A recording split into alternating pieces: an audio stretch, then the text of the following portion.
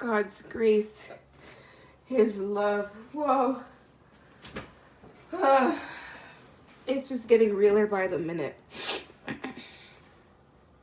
It's just getting realer by the minute. Whew. Oh my gosh. This is whoever.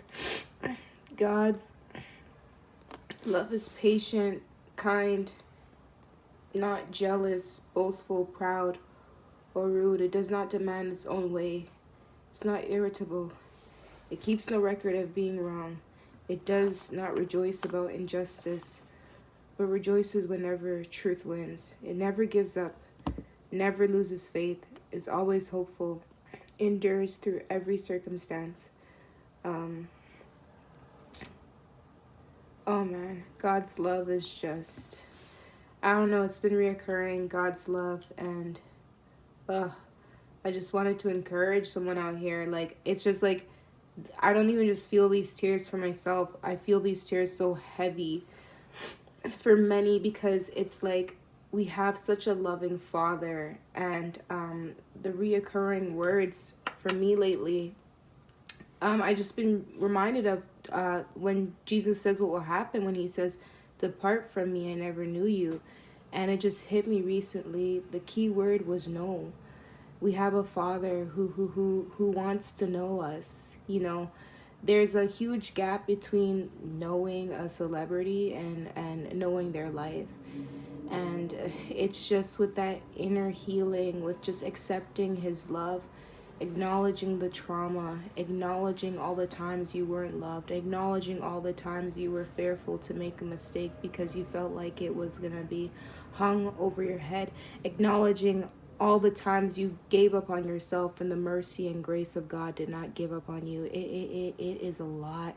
It is a lot. And accepting His love every day as a daily dosage, it's a lot. It's one thing to talk about His love, but it's another thing to experience it in your shame and in your low moments. And His love supersedes, you know, that false sense of need for perfection. So I just wanted to encourage someone. My heart is so heavy, hung up on God's love, and just resting in that, like intentionally resting in that. When the fear starts to rattle you, just resting in that, just resting in that, and not measuring God with any low standard, measuring Him with His word, not projecting our false understanding of ourselves onto the true and living God. We're impatient sometimes, we get frustrated sometimes, or maybe you've been hurt or constantly discouraged by others, but I share these tears with whomever just, oh my gosh, God's love. And it sounds played out, but it's like, oh my gosh, God's love. Oh my gosh, God's love, not man's love, not man's I love you and then you do something wrong and they don't, not man's I love you and then all of a sudden when you don't match their expectations, they don't know who you are. The love that is patient, the love that is not jealous, the love that is not boastful or rude, the love that does not demand its own way, the love that does not get irritated with you, the love that does not hang your wrongs over your head and continues to accuse you, the love that does not rejoice when you fall, the love that rejoices in the truth, the love that never gives up, never loses faith, is always hopeful, enduring through every circumstance.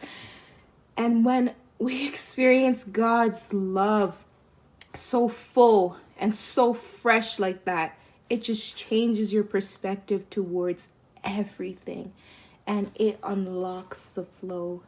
It unlocks the flow where obedience seems less like a chore because you know the one that you serve. So I just wanted to encourage whomever. It just randomly came to me, and it's just like, you know, so now when we say to ourselves, God loves me, we can really say, God, you love me because you're patient, you're kind, you're not a man that you should lie.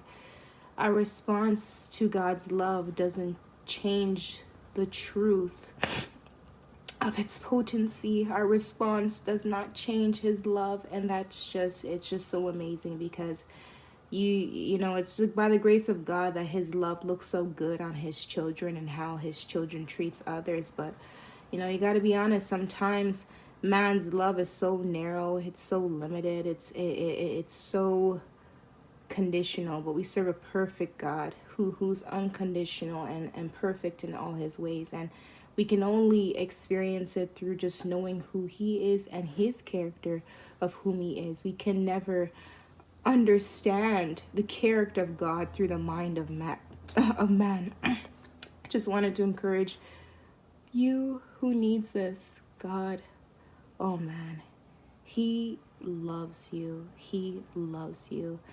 And there's a story, the prodigal son.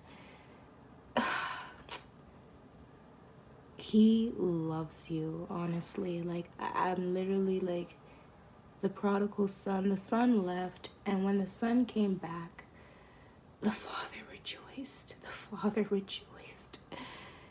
And like, sometimes there's that self inside of us where when we get back up, that self that's broken is laughing at you, saying, well, you're gonna fall again, so there's no point of getting up.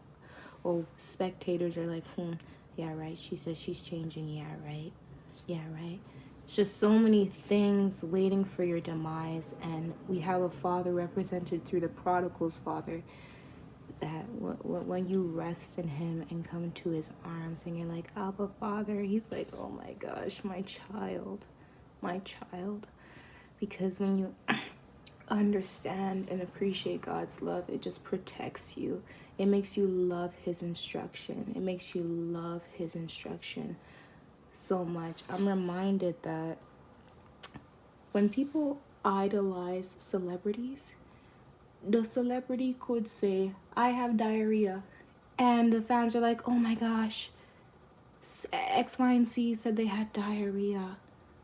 Or they could say, oh, could you clean my washroom garbage for me that I have not cleaned in 9 months? And the fan, who's crazed over them and has idolized that celebrity, can easily be like, oh yeah, no problem. Of course. Of course. Because they're so in love with the character of that person that everything that the person says is just how they think of who the person is. And not even man can compare to God. So imagine the love of God, that whatever he says really just flows from who he is. Blessings.